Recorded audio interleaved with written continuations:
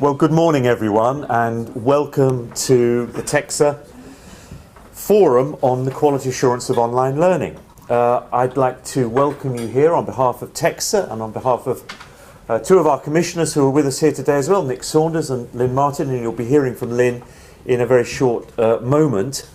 I'd like to begin by acknowledging the traditional owners of the land on which we meet today, the Wurundjeri people of the Kulin Nation. I pay my respect to their elders past, present and emerging.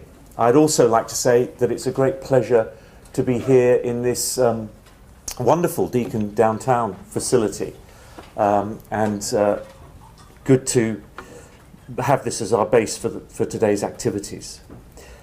We have a number of international visitors with us today as well, and it's great to see Grant Clinkham here from NZQA, colleagues from HKC VAAVQ,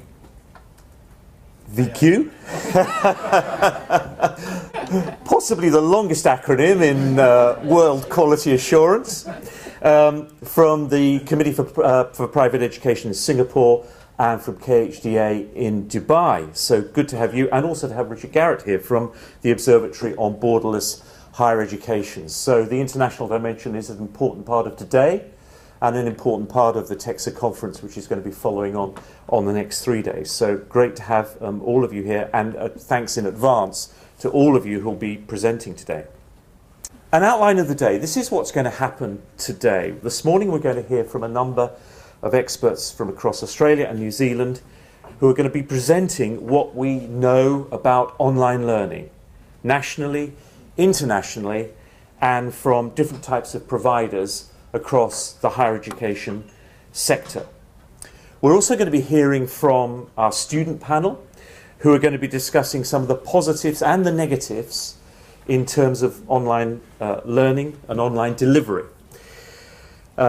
In terms of the student experience and in terms of their perceptions of providers' abilities to meet the higher education standards framework in the context of online learning and delivery.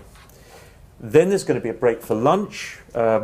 We'll come back and split into smaller discussion groups to explore some of the issues identified during the morning's discussion, and also to think about the role of TEQSA, the role of providers, in enhancing the quality assurance of online learning in the future. We will be producing a report post-event to capture all of the ideas discussed today. We're also filming today's events because demand considerably exceeded the capacity of people actually being able to be here on the day. So, just a few words of introduction, and you will have seen this as you came in. We'll be handed one with your pack. Some headline statistics, and I'm not going to go deeply into them because if I do, I'll steal the thunder from Lynn Martin, and I certainly wouldn't want to do that. But 18,000 plus multimodal students, 300% increase in multimodal attendance since 2012, 30,000 plus online students enrolled in the broad field of education, society and culture, 38% of students studying at a not-for-profit provider studying online, and 0.79, the median quilt score of satisfaction from online students. Just a scattering of statistics, and Lynn will be amplifying those in her talk in a moment. We know that there are challenges in online learning. The challenge of equivalency, perhaps the fundamental one in terms of quality assurance and regulation. What does it mean to say that learning, student experience and student outcomes are equivalent regardless of mode of delivery? The challenge of perceptions of poor quality, sometimes justified, often not, but nevertheless out there, and a problem in many areas and in many countries for the acceptance of online learning. Something we learned a lot about TEQSA when we were involved in an APEC project, and hearing from colleagues in other jurisdictions about some of the challenges of overcoming those perceptions of low quality. Threats to academic integrity and new ways of cheating, new, highly sophisticated in some cases, ways of cheating and compromising academic integrity. We've had a lot of engagement at TEQSA with the question of contract cheating, and I know colleagues in other regulatory bodies some of them represented here today, have also been very much engaged in that work.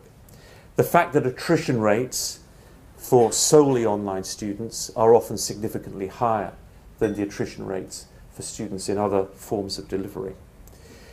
As a regulator, we've been aware and we've flagged up in our guidance particular risks to quality in the online environment that we're aware of, including, and you could add many examples of your own to this list, course design.